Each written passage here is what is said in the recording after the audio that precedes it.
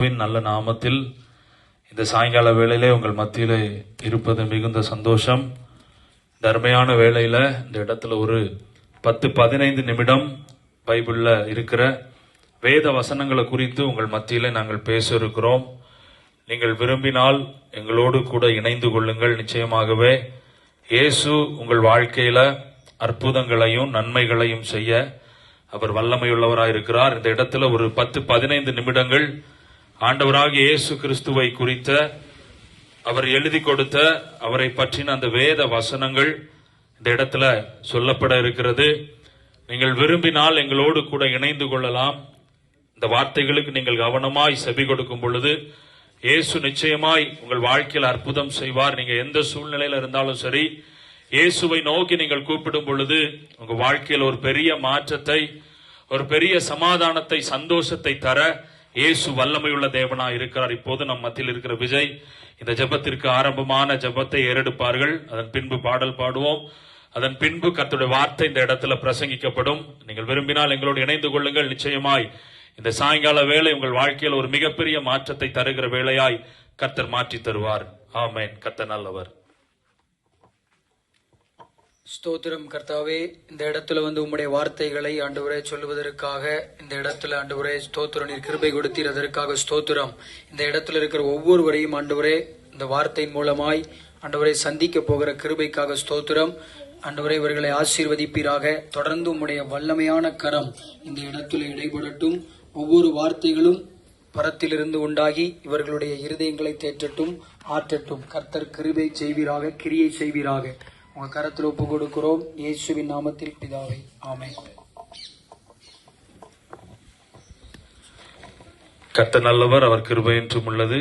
எல்லோருக்கும் தெரிந்த ஒரு பாடல், கர்த்தர் உன்னை மேன்மையாக வைப்பார், நீ கலங்காதே மனமே என்கிற பாடல். இது நாங்கள் பாடுகிறோம். உங்களுக்கு ஒருவேளை தெரிந்திருக்குமானால் நீங்கள் உங்கள் வீட்டில் இருந்தபடியே பாடுங்கள். நிச்சயமா இயேசு உங்கள் வாழ்க்கையில உங்களை மேன்மைப்படுத்துவார், ஆசீர்வதிப்பார், உயர்த்துவார். கர்த்தர் உன்னை மேன்மையாக வைப்பார், நீ கலங்காதே மனமே. கர்த்தர் உன்னை மேன்மையாக வைப்பார், நீ கலங்காதே மகளே. கையிடும் வேளையில் ஆசீர்வாதமும், கலங்களில் நிரம்பிடும் தானியமும். கையிடும் வேளையில் ஆசீர்வாதமும், கலங்களில் நிரம்பிடும் தானியமும். நிறைவான நன்மை உண்டாக கர்த்தர் உன்னை மேன்மையாக வைப்பார்.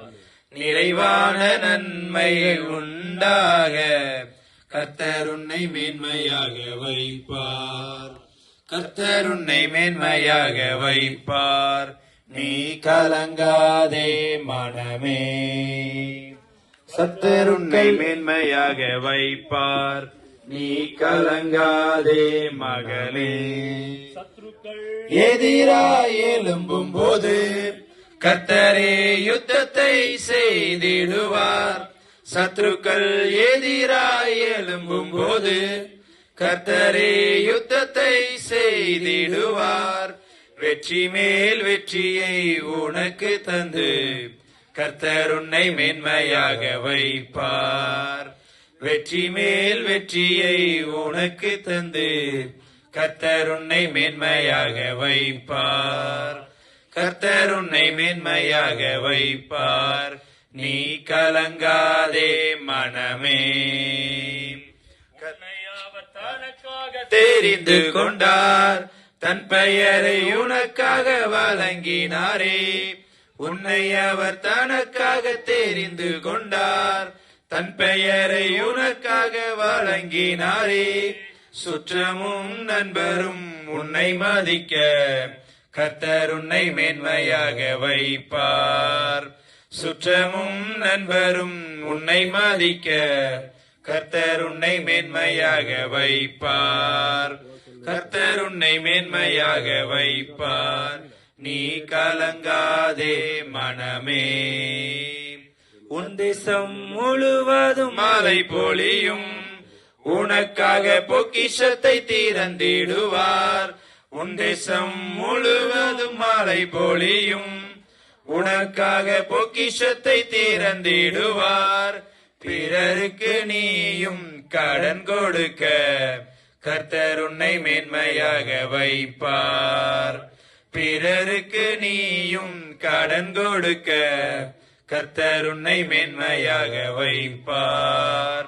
கர்த்தர் உன்னை மேன்மையாக வைப்பார். நீ கலங்காதே மனமே, கர்த்தர் உன்னை மேன்மையாக வைப்பார். நீ கலங்காதே மனமே. கர்த்தர் நல்லவர், அவர் கிருபை என்றும் உள்ளது.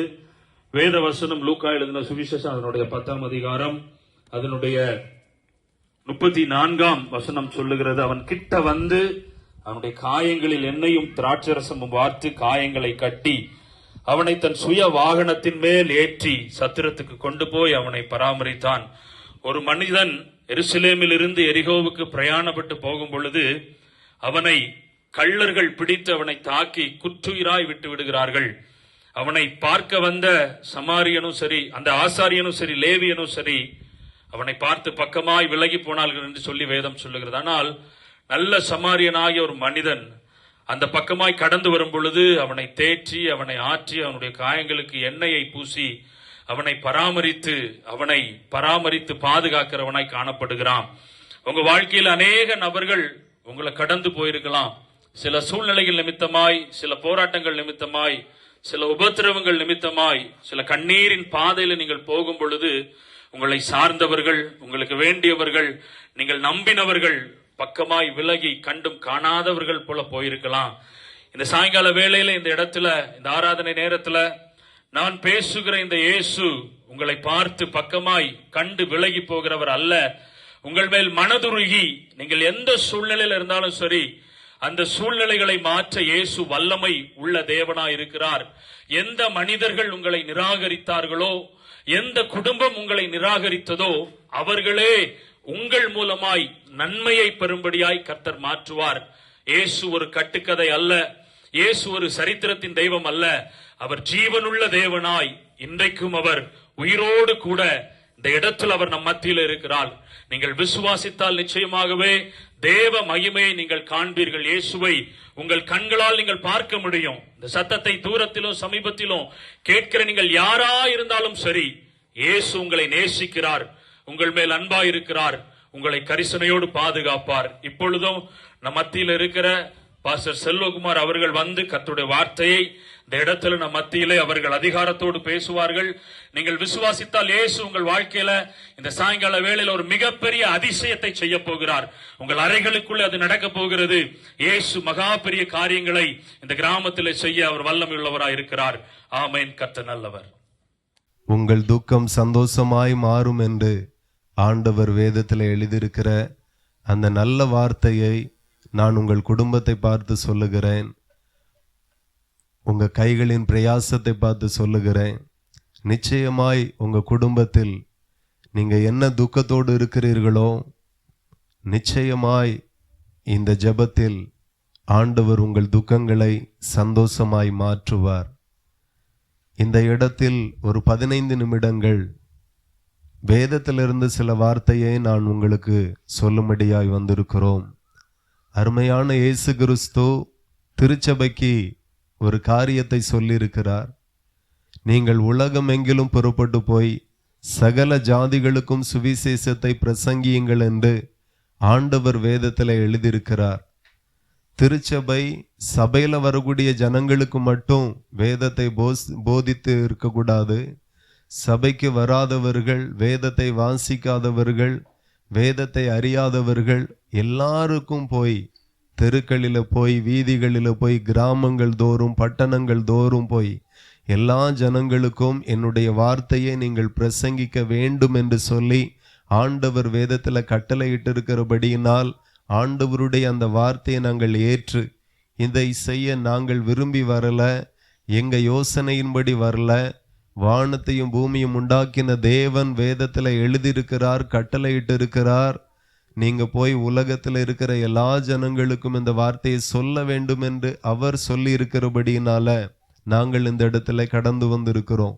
இந்த உலகத்துல எத்தனையோ காரியங்களுக்கு நீங்க செவி கொடுக்கிறீங்க, இன்றைக்கு உங்கள் நடுவில் சொல்ல போகிற சில வார்த்தைகளுக்கு நீங்க செவி கொடுப்பீர்களானால் நிச்சயமாய் அது உங்களுக்கு ஆசீர்வாதமாய் இருக்கும். வேதத்துல சொல்லப்பட்ட தெய்வம் இயேசு கிறிஸ்து எப்படிப்பட்டவர், வேதம் எப்படிப்பட்டது என்று சொல்லி நான் உங்களுக்கு சுருக்கமாய் சொல்ல விரும்புகிறேன். கர்த்தருடைய வேத புஸ்தகம் எப்படிப்பட்டது அப்படின்னா, அது கட்டுக்கதைகள் அல்ல, அது கதை அல்ல, அது சரித்திரம், அது பொய் அல்ல, அது நிஜம். அதுல சொல்லப்பட்டிருக்கிறது ஒவ்வொன்றும் உண்மையானது. வேதத்துல சொல்லப்பட்டிருக்கிற தீர்க்க தரிசனங்கள் நிறைவேறி இருக்கிறது, நிறைவேறி கொண்டிருக்கிறது, இனியும் நிறைவேற போகிறது. இந்த பூமியில் ஒரு மனுஷன் எப்படி வாழணும், எப்படி வாழக்கூடாது, எப்படி வாழ்ந்தால் ஆசீர்வாதம், எப்படி வாழ்ந்தால் ஆசீர்வாதம் இல்ல சாபம் என்கிறதை மிக தெளிவாய் ஆண்டவர் வேதத்தில் எழுதியிருக்கிறார். ஆகவே வேதத்தில் சொல்லப்பட்ட வசனத்தின்படி நாம் அந்த பூமியில வாழுவோமே ஆனால் அந்த வாழ்க்கை மிக அழகா இருக்கும், ஆசீர்வாதமாய் இருக்கும். உதாரணத்துக்கு நீங்க பாத்தீங்கன்னா, இந்த பூமியில் நிறைய பேர் தனக்கு பிடிச்ச மாதிரி வாழ்றாங்க. நிறைய பேர் வீட்டில எல்லாம் டிவி இருக்கு, கேபிள் கனெக்ஷன் இருக்கு, இன்டர்நெட் இருக்கு, எல்லாம் டிவியை பார்க்குறோம், சினிமாவை பார்க்குறோம், நாடகத்தை பார்க்குறோம். அதை பார்த்தே இப்படி பேசினா என்ன, இந்த டைலாக் பேசினா என்ன, இப்படி வாழ்ந்தா என்ன, அதை பார்த்தே நிறைய பேர் வாழ்கிறாங்க. நீங்கள் இன்னைக்கு பார்த்தீங்கன்னா நம்ம குடும்பத்தில் இருக்கிற வாலிப தம்பிமார் கூட சினிமாவை பார்த்துட்டே இந்த மாதிரி பைக் வாங்கித்தாங்க நீ தகப்பன்ட்ட கேட்குறான். தகப்பனார் பாவம், அவர் 50,000 ரூபா பைக்கில் போவார். இந்த பசங்க 1.5 லட்சம் ரூபா பைக் எனக்கு வேணும் அப்படின்பா. இந்த மாதிரி எல்லாம் சினிமாவை பார்த்தே பைக் வாங்குறது, சினிமாவை பார்த்தே ட்ரெஸ் பண்ணுறது, சினிமாவை பார்த்தே முடி வெட்டுறது. ஆமாம், தம்பியை பார்த்தா நம்ம ஊருக்கார மாதிரி இருப்பான், முடி வெட்டுற ஸ்டைலை பார்த்தா அவன் அசூலூருக்கார மாதிரி இருப்பான். ரொம்ப வித்தியாசமாலாம் இருக்கிறாங்க. காரணம், அதை சினிமாவை பார்த்தே பழகி போச்சு. இப்படி இருந்தா என்ன, இப்படி பேசினா என்ன, இதை செஞ்சா என்ன. நிறைய பேர் பார்த்தீங்கன்னா சினிமாவை பார்த்தே ஸ்டைலில் தம் அடிக்க ஆரம்பிக்கிறான், சினிமாவை பார்த்தே தண்ணி அடிக்க ஆரம்பிக்கிறாங்க.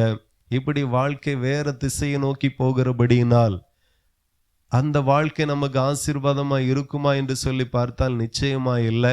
இந்த பூமியில் ஒரு வாடகை வீட்டில் நாம வாடகைக்கு குடியிருப்போமே ஆனால் அந்த வீட்டில் எப்படி இருக்கணும், இருக்கக்கூடாது என்று சொல்லி ஏற்கனவே அந்த ஹவுஸ் ஓனர் வாடகைக்கு அந்த வீட்டில் குடியிருக்க போகும்போதே சொல்லிடுவார், இந்த வீட்டில் இப்படியெல்லாம் இருக்கணும், ஆமாம் 1ஆம் தேதியிலேருந்து 10ஆம் தேதிக்குள்ள வாடகை தந்துடணும், 4 பேர்னா 4 பேர் தான் இருக்கணும், ரொம்ப பேர் வரக்கூடாது.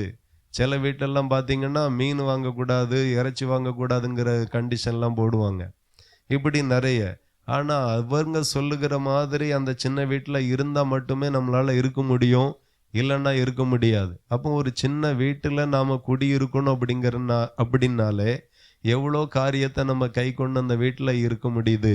அப்போ இவ்வளோ அழகான, இவ்வளோ பெரிய பூமியை ஆண்டவர் சிருஷ்டித்து நமக்கு தந்திருக்கிறார் அப்படின்னா, நீங்கள் சினிமாவை பார்த்து வாழும்படி அல்ல, நாடகங்களை பார்த்து வாழும்படி அல்ல, கிறிஸ்து இயேசுவை பார்த்து வாழும்படிதான். இயேசுவே 2000 ஆண்டுகளுக்கு முன்பு இந்த பூமியில வாசம் பண்ணினார், பிறந்தார், மனுஷனாய் வளர்ந்தார், எல்லா ஜனங்களுக்கும் போய் போதித்தார், எப்படி வாழணும்னு சொல்லி கொடுத்தார். ஆகவே இயேசு கிறிஸ்துனுடைய போதனைகளில பின்பற்றி நாம் இந்த பூமியில வாழுவோமே ஆனால் இந்த பூமி நமக்கு மிகவும் ஆசீர்வாதமாய் இருக்கும். ஆண்டவருடைய வசனத்தை நீதிமொழி 10:2 வாசிக்கிறோம். அநியாயத்தின் திரவியங்கள் ஒன்றுக்கும் உதவாது, நீதியோ மரணத்துக்கு தப்புவிக்கும் என்று ஆண்டவருடைய வசனம் சொல்ல இருக்கிறது. நல்ல கவனித்தீர்களானால் அநியாயத்தின் திரவியங்கள் ஒன்றுக்கும் உதவாது என்று வானத்தையும் பூமியும் படைத்த தேவன் வேதத்தில் எழுதியிருக்கிறார்.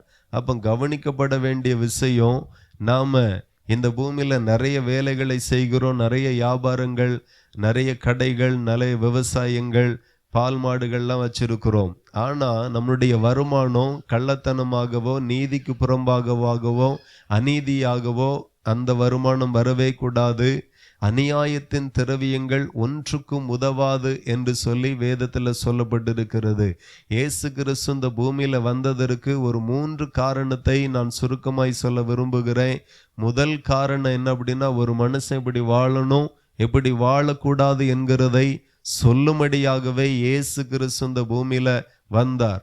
அவர் சொன்ன வார்த்தை என்ன அப்படின்னா, மனம் திரும்புங்கள், பரலோக ராஜ்யம் சமீபமாய் இருக்கிறது என்று சொல்லி ஆண்டவர் சொன்னார். ஒரு மனுஷன் பரலோகத்துக்கு போகணும் அப்படின்னா அவன் மனம் திரும்பணும், பாவத்திலிருந்து மனம் திரும்பணும், அநியாயத்திலிருந்து மனம் திரும்பணும், அக்கிரமத்திலிருந்து மனம் திரும்பணும், உலக பழக்க வழக்கங்களிலிருந்து மனம் திரும்பி கிறிஸ்துவனுடைய வேத வசனம் என்ன சொல்லுகிறதோ அதன்படி அவன் மனம் திரும்பணும். ஆகவே இயேசு கிறிஸ்து பிரசங்கிக்கும்படி வந்தார். அவருடைய வசனங்களை முழு வேதத்திலே நீங்க வாசித்தீர்கள் ஆனால் ஒரு மனுஷன் எப்படி வாழணும், எப்படி வாழக்கூடாது என்று சொல்லப்பட்டு இருக்கிறது. தாய் தகப்பனுக்கு எப்படி இருக்கணும், சமுதாயத்துக்கு எப்படி இருக்கணும், சபைக்கு எப்படி இருக்கணும், பரிசுத்தமா இப்படி வாழணும், பரிசுத்தமா இப்படி பார்க்கணும், எல்லாமே ஆண்டவர் வேதத்துல எழுதியிருக்கிறார். ஆகவே நீங்க அதை ஃபாலோ பண்ணுவீங்கன்னா உங்களுடைய குடும்பம் மிகுந்த ஆசீர்வாதமா இருக்கும். அதை தான் நான் நீதிமொழிகள்ல இருந்து நான் உங்களுக்கு பேசும்போது ஆண்டவர் சொல்லுகிறார், அநியாயத்தின் திரவியங்கள் ஒன்றுக்கும் உதவாது. இன்னைக்கு நிறைய பேர் சம்பாதிக்கிறாங்க, ஆனா தப்பான வழியில சம்பாதிக்கிறவர்கள் உண்டு, பொய் பேசி சம்பாதிக்கிறவர்கள் உண்டு, வஞ்சகமாய் சம்பாதிக்கிறவர்கள் உண்டு, ஏமாத்தி சம்பாதிக்கிறவர்கள் உண்டு, கள்ளத்தனமாய் சம்பாதிக்கிறவர்கள் உண்டு, கலப்படம் பண்ணி சம்பாதிக்கிறவர்கள் உண்டு. இப்படிப்பட்ட ஆண்டவருடைய நீதிக்கு புறம்பாய் நாம என்ன சம்பாத்தியம் பண்ணினாலும் அது ஆசீர்வாதமா இருக்காது. ஆண்டவர் சொல்லுகிறார், அநியாயத்தின் திரவியங்கள் ஒன்றுக்கும் உதவாது என்று சொல்லி. அதே நேரத்தில் வசனம் சொல்லுகிறது, நீதியோ மரணத்திற்கு தப்புவிக்கும் என்று சொல்லி ஆண்டவர் வேதத்துல எழுதியிருக்கிறார். ஆகவே இந்த பூமியில நம்ம நீதியாய் வாழுவோமே ஆனால் நாம தீர்க்காயுசோடு இந்த பூமியில வாழலாம், தீர்க்காயுசோடு நாம் இந்த பூமியில சுகமாய் இருக்கலாம். நீதியோ மரணத்துக்கு தப்புவிக்கும் என்று சொல்லி ஆண்டவர் வேதத்துல எழுதி இருக்கிறார். நாம் இந்த பூமியில நீதியாய் வாழுவோமே ஆனால், நீதியாய் பேசுவோமே ஆனால், நீதியாய் சம்பாதிப்போமே ஆனால், நீதியாய் தொழில் செய்வோமே ஆனால், நீதியாய் குடும்பத்தை நடத்துவோமே ஆனால் பயங்கரமான மரணங்களுக்கு அந்த நீதி தப்புவிக்கும் என்று சொல்லி ஆண்டவர் வேதத்தில் எழுதியிருக்கிறார். இந்த பூமியில நொடிக்கு நொடி ஆபத்துகள் இருக்கிறது. ஒவ்வொரு பாதைகளிலேயும் ஆபத்து, ஒவ்வொரு பிரயாணங்களிலே ஆபத்து, நம்ம இருக்கிற வீடுகளில கூட ஆபத்து இருக்கிறது. ஆனாலும் நம்ம நீதியாய் வாழும்போது இந்த நீதியை மரணத்திற்கு தப்புவிக்கும் என்று சொல்லி ஆண்டவர் வேதத்தில் எழுதியிருக்கிறார். அதே போல இயேசு கிறிஸ்து இவ்வண்ணமான நல்ல வார்த்தைகளை சொல்லிக் கொடுக்கும்படியாக தான் இந்த பூமிக்கு வந்தார். ஆகவே இரண்டாவது இயேசு கிறிஸ்து ஏன் வந்தார் அப்படின்னா, இயேசு கிறிஸ்து அற்புதம் செய்யும்படி வந்தார், நோய்களை குணமாக்கும்படி வந்தார், பிசாசுகளை துரத்தும்படி வந்தார். உங்கள் நடுவில் பேசி கொண்டிருக்கிற நானும் ஒரு காலகட்டங்களில் இயேசுவை அறியாதவர்களாக நாங்கள் இந்த பூமியில வாழ்ந்தோம். அந்த நாட்களிலே என்னுடைய குடும்பத்துல சேவனையின் கட்டுகளினால பாதிக்கப்பட்டு மிகவும் போராட்டத்தின் மத்தியில வியாதியோடு போராடி கொண்டிருந்தோம், சேவனையோடு போராடி கொண்டிருந்தோம். அதிகமான பணச்செலவு, அதிகமான மன உளைச்சல், அதிகமான வேதனை, அலைச்சல், இப்படிப்பட்ட சூழ்நிலைகளில நாம வாழ்ந்து கொண்டிருந்தோம். நாங்க அந்த நேரத்துல தான் பல பரிகாரங்கள் பல இடங்களுக்கு போய் பார்த்தோம். எங்கேயுமே சேவனை கட்டுகளில் இருந்து விடுவிக்க யாராலையும் முடியாத ஒரு நிலையில தள்ளப்பட்டோம். அப்பதான் ஒரு நபர் சொன்னாங்க, எத்தனையோ இடத்துக்கு போய் பார்த்தாச்சு, ஒரே ஒருக்கா ஜெபம் பண்ணி பாருங்க அப்படின்னு இயேசுவை குறித்து சொல்லி கொடுத்தார்கள். அந்த நேரத்துல தான் என்னுடைய தகப்பனார் ஜெபிக்கிறவர்களை, ஊழியக்காரர்களை சபையிலிருந்து அழைத்து வந்தார்கள். அவர்கள் வந்து ஒரு 15 நிமிடங்கள் எங்களுடைய குடும்பத்திற்காக, எங்களுக்காக, எங்களுடைய நன்மைக்காக ஜெபித்தார்கள். அப்படி ஜெபிக்கும் போது அந்த இரவு அவர்கள் ஒரு 15-20 நிமிஷம் ஜெபம் பண்ணிட்டு போயிட்டாங்க. இரவு தூங்கும் போது என்னுடைய தாயாருக்கு ஒரு சொப்பனம் வந்தது. என்ன சொப்பனம் அப்படின்னா, வீட்டுல குடியிருந்த ஒரு கருத்து உருவம் தன்னுடைய பொருட்கள் எல்லாம் பொட்டணங்களை கட்டி தலையில ஒண்ணு இடுப்புல ஒண்ணு வச்சுட்டு ரோட்டுக்கு அந்த பக்கம் போய் நிக்கிறத ஒரு ஆள் பார்த்து கேட்கிறாரு, என்ன இத்தனை வருஷம் இந்த வீட்டுல தானே இருந்தா, என்ன திடீர்னு கிளம்பியாச்சு அப்படின்னு சொல்லும்போது அது சொல்லிச்சான், இத்தனை வருஷம் நாங்க இங்கதான் இருந்தேன், ஆனா நேத்துல இருந்து ஒரு அக்கினி, ஒரு தீ எரியுது அந்த வீட்டுல, அதனால அந்த வீட்டுல இருக்க முடியல, இனி நான் இந்த வீட்டுக்கு வரமாட்டேன்னு சொல்லிட்டு போகிறத எங்க அம்மா சொப்பனத்துல பார்த்தாங்க. அப்போவே எங்களுக்கு ஒரு நம்பிக்கை வந்துச்சு, இந்த தேவன் நம்மளை ரட்சிக்க போதுமானவர், இந்த இயேசு மூலமாய் நிச்சயம் நமக்கு சேவனை கட்டுகளிலிருந்து ஒரு விடுதலை கிடைச்சிட்டு என்று சொல்லி உறுதியாய் நம்பினோம். மெய்யாகவே இயேசு அற்புதம் செய்கிறவர், மெய்யாகவே சேவனை கட்டுகளை உடைக்க இயேசு வல்லவராய் இருக்கிறார். எத்தனை வருஷத்திற்கு சேவனை பண்ணி வைத்தாலும் அதை உடைக்க இயேசு வல்லமை உள்ள தேவனாய் இருக்கிறார்.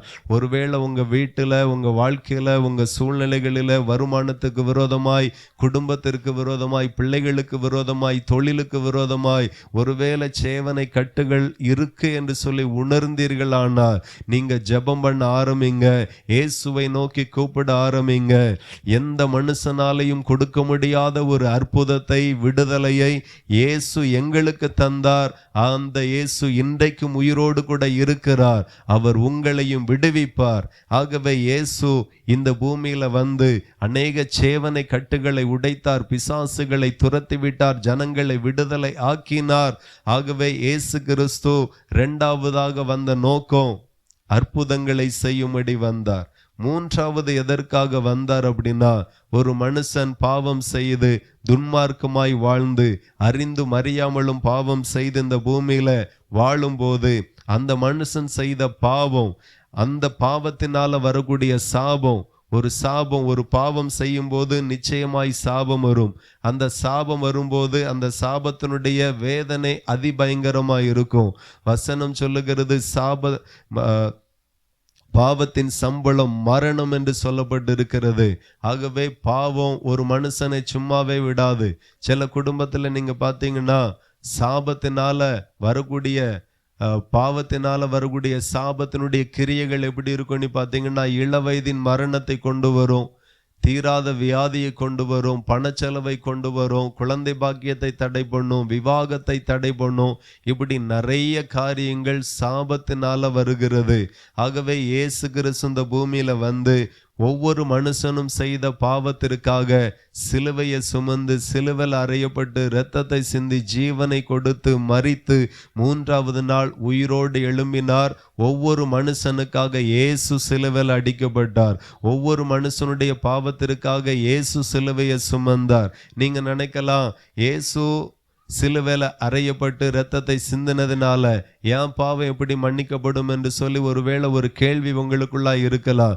நான் சொல்லுகிறேன், வீடுகளில் இருந்து நீங்க ஜெபம் பண்ணுங்க, ஆண்டவரே இந்த சாபம் என்னை விட்டு மாறணும், என் பாவம் மன்னிக்கப்படணும், என் பாவத்தை மன்னிங்க என்று சொல்லி நீங்க ஜெபிப்பீர்களானால் நிச்சயமாய் ஆண்டவர் உங்கள் பாவத்தை மன்னிக்க இயேசு வல்லவரும் போதுமானவருமாய் இருக்கிறார். வசனம் சொல்லுகிறது, தன் பாவத்தை மறைக்கிறவன் வாழ்வடைய மாட்டான், அவைகளை அறிக்கை செய்து விட்டு விடுகிறவனோ இரக்கம் பெறுவான் என்று ஆண்டவர் வேதத்துல சொல்லி இருக்கிறார். ஆகவே பாவத்தை வெறுக்கிற தெய்வம் இயேசு, பாவிகளை நேசிக்கிற தேவன் இயேசு. ஆகவே இயேசு பாவத்தை தான் வெறுக்கிறார், பாவியை வெறுக்கவில்லை.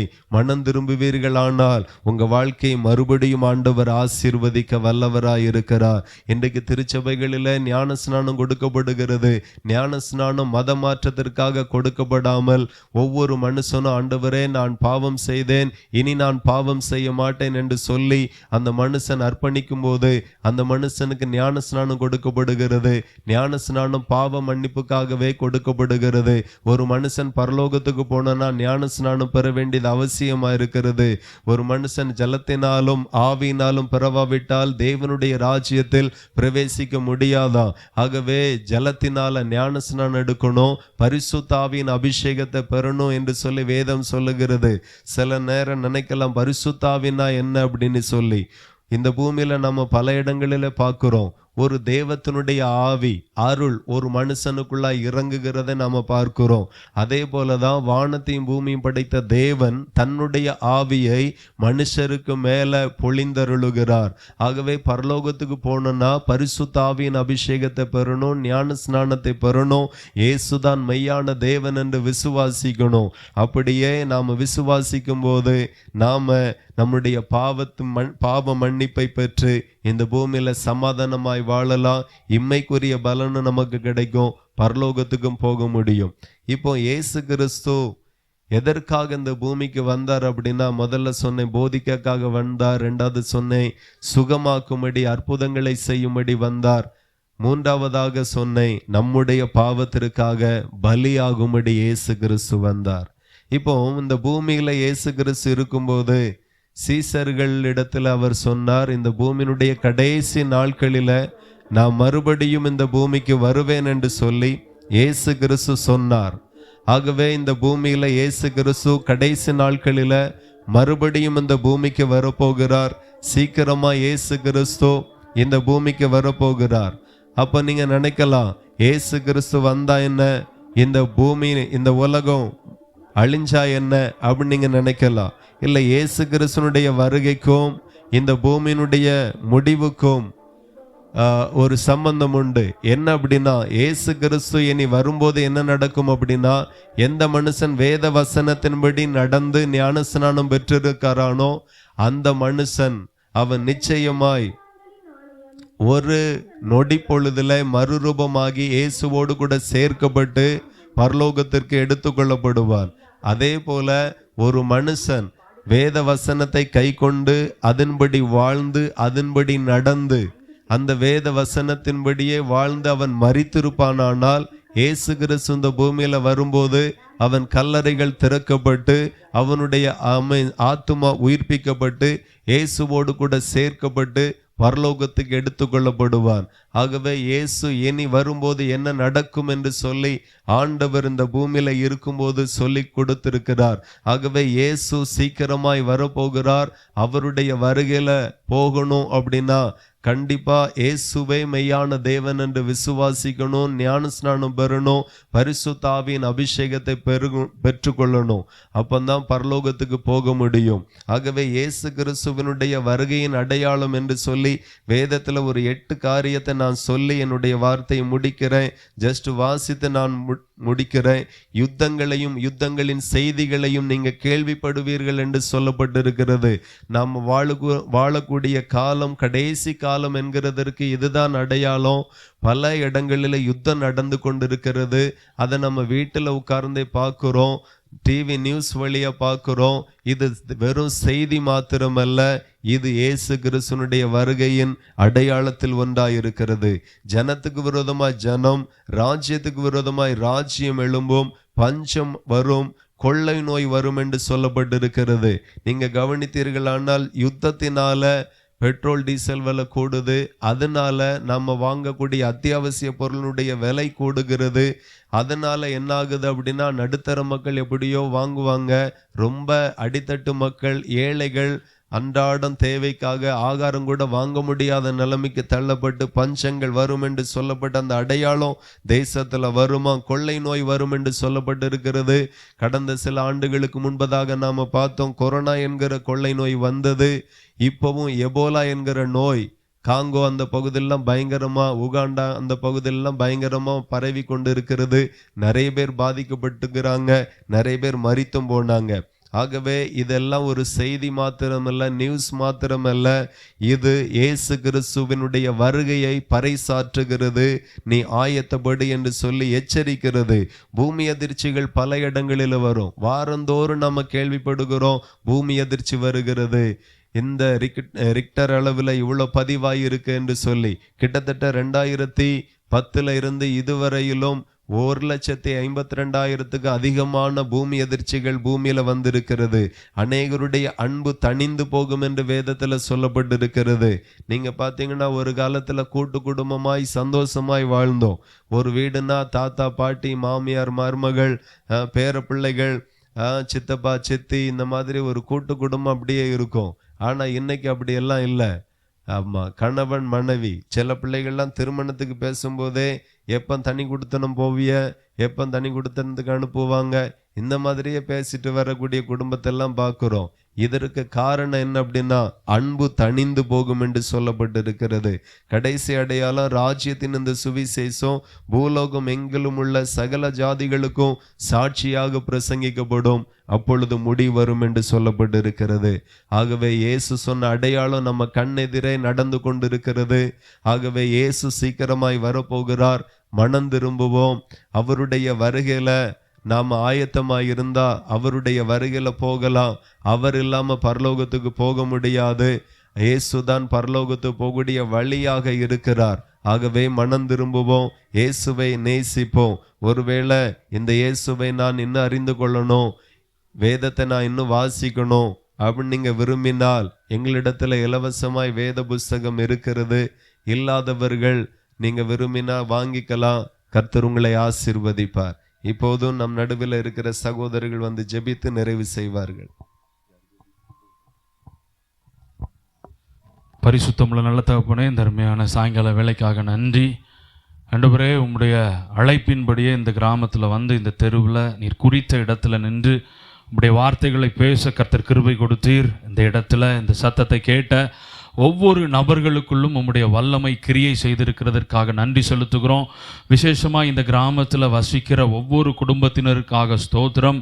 இந்த கிராமத்தில் விவசாயம் செய்கிறவங்க, ஆண்டவரே அரசு துறையில் பணி செய்கிறவங்க, ஸ்கூலில் டீச்சராக இருக்கிறவங்க, ஸ்கூலில் படிக்கிற பிள்ளைங்க, காலேஜில் படிக்கிற பிள்ளைங்க, இன்னும் ஆண்டவரே வேலை நிமித்தமாய் வெளிநாடுகளில், வெளி ஊர்களில், வெளி மாநிலங்களில், வெளி மாவட்டங்களில் தங்கி பணிபுரிகிற ஒவ்வொரு குடும்பத்தின் பிள்ளைகளுக்காய் செபிக்கிறோம். ஒவ்வொருவருக்கும் நல்ல சுகத்தை, பலத்தை, ஆரோக்கியத்தை, பாதுகாப்பை, சந்தோஷத்தை, சமாதானத்தை கொடுப்பீராக ஆண்டவரே.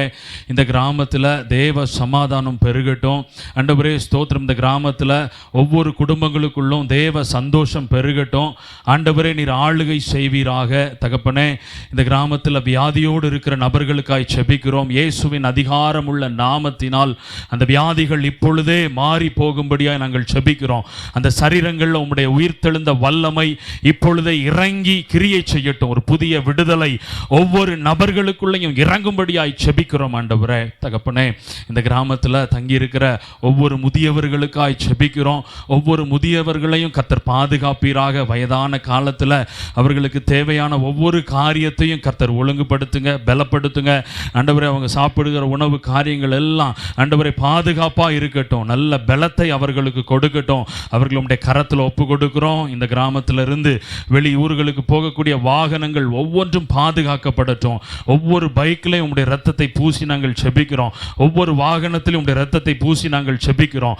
எந்த ஒரு ஆபத்துக்களும் விபத்துக்களும் வராதபடி பிள்ளைகளை வேலி அடைத்து பாதுகாப்பீராக ஆண்டவரே. உம்முடைய இரத்த கோட்டைக்குள்ள ஒப்பு கொடுக்கிறோம். தொடர்ந்து உங்க நாமம் மகிமைப்படட்டும் ஆண்டவரே. உம்முடைய வருகைக்கு இந்த கிராமத்தை ஆயத்தப்படுத்துங்க. எல்லா ஜனங்களும் ஆண்டவரே உம்முடைய பரலோக ராஜ்யத்துக்குள்ள வந்துடணும். இந்த சத்தத்தை கேட்கிற ஒவ்வொருவரும் உம்முடைய ராஜ்யத்துக்குள்ள வந்துடணும் ஆண்டவரே. அதற்காக ஆண்டவரே நீர் பிரயாசப்படுகிறதற்காய் நன்றி செலுத்துகிறோம். நீர் கிரியை செய்கிறதற்காய் நன்றி செலுத்துகிறோம் ஆண்டவரே. இந்த கிராமத்தில் இருக்கிற சின்ன பிள்ளைங்களை பாதுகாத்துக் கொள்ளுங்க. புதிதாய் திருமணம் முடிந்த பிள்ளைகளை பாதுகாத்துக் கொள்வீராக. குழந்தை பாக்கிய தடைகள் இயேசுவின் நாமத்திலே மாறட்டும். உங்க கையில் ஒப்பு கொடுக்கிறோம், அர்ப்பணிக்கிறோம். இந்த இடத்துல உங்களுடைய ஊழியத்தை செய்ய கர்த்தர் கிருபை கொடுத்தீர்.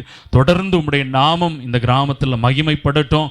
தேவ கிருபை பெருகட்டும். இயேசு கிறிஸ்துவின் உயர்ந்த வல்லமை உள்ள அதிகாரமுள்ள நாமத்தில் ஜெபித்து ஜெயம் எடுத்திருக்கிறோம் நல்ல பிதாவே, ஆமென். என் ஆத்துமாவே கர்த்தரை ஸ்தோத்திரி, என் முழு உள்ளமோட பரிசு நாமத்தை ஸ்தோத்திரி. என் ஆத்துமாவே கர்த்தரை ஸ்தோத்திரி, அவர் செய்த சகல உபகாரங்களையும் மறவாதே. ஆமென், ஆமென், ஆமென்.